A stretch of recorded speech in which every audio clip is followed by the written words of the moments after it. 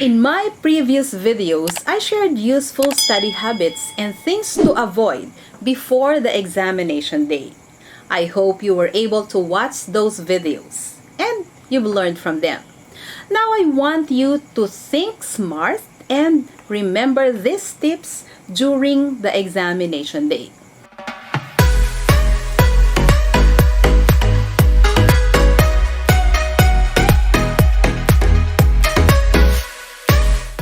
First, be on time.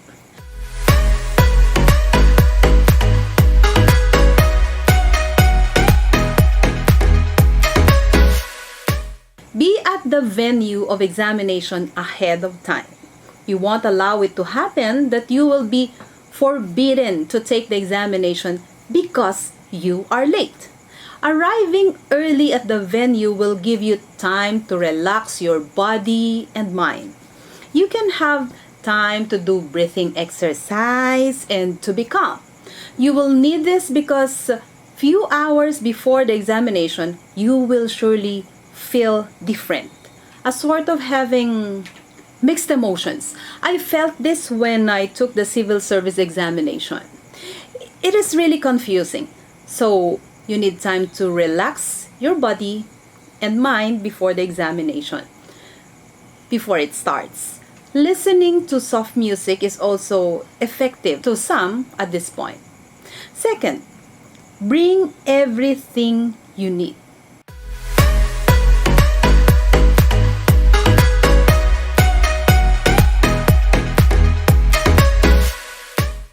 It may sound very basic and simple, but a lot of stress can be avoided by making sure that you already have everything you need to do and to have before the exam.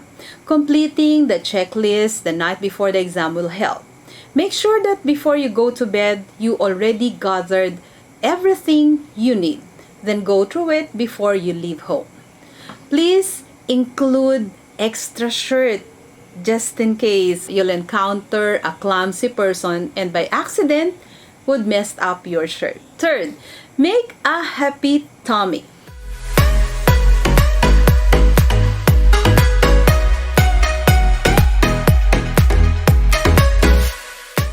Take a good breakfast on the day of the examination. It is important that you take a heavy meal. It is also a good idea to bring some snacks with you in the examination room or examination hall. Bananas, cereal bars, and even a bar of chocolate.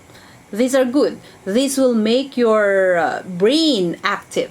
Bring water. It is also good that you are hydrated prior and during your examination. Just avoid food that will make your stomach crumble. You know the routine. You know yourself better than I do. Fourth, wait for instructions before starting anything.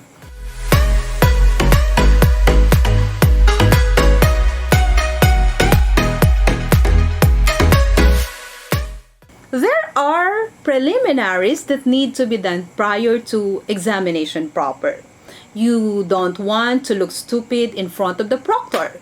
Check your examination booklet if you have a complete set of pages. Check your examination code. Check if you have a complete set of answer sheets. Some examination instructions are also tricky and complicated, and you don't want to throw all the preparations you have made because you misunderstood the general instructions. Wait for the instruction of the examiner before you proceed with the first part of the test. And don't be afraid to ask or clarify if you find the instruction vague or unclear. Don't be too excited. That's the fifth one.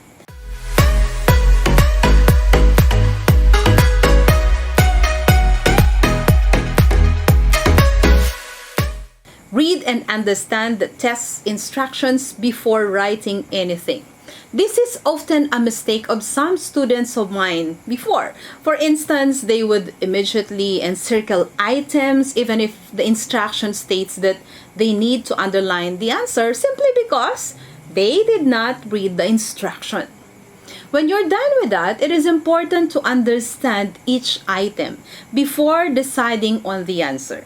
You might be tricked or you might have failed to hit the right target. I suggest that you read first the choices before reading the questions. Works for most of the time. Sixth, don't spend too much time in its question.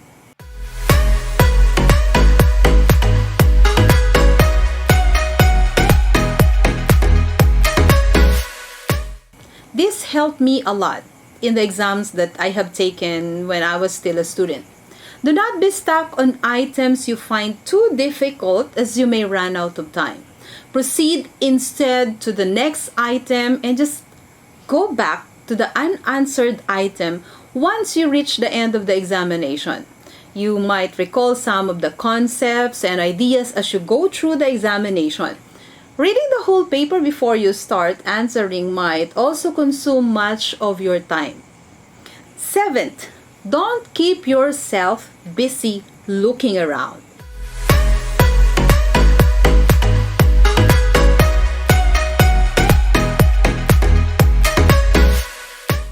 Checking for safety, fire exits should be done ahead of time. There are people taking charge of that too. Don't waste time surfing around the area, checking on the wall clock, staring at the proctor, and looking at your friends. You will have a separate time for those. Just do not waste your time. Eyes on your paper. Focus on your exam. The answer is already in your head and you cannot find them around the examination room or around the examination hall. 8. Do not leave the examination room so early.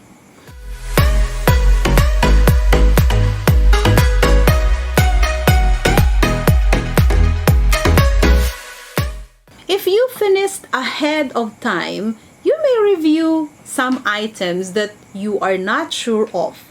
This is also the time to check skipped items and those that were unanswered.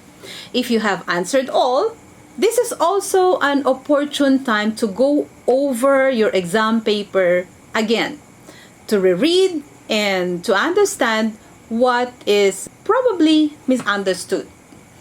Bear in mind that it is not the question of how good you are, but a question of how disciplined and how determined you are.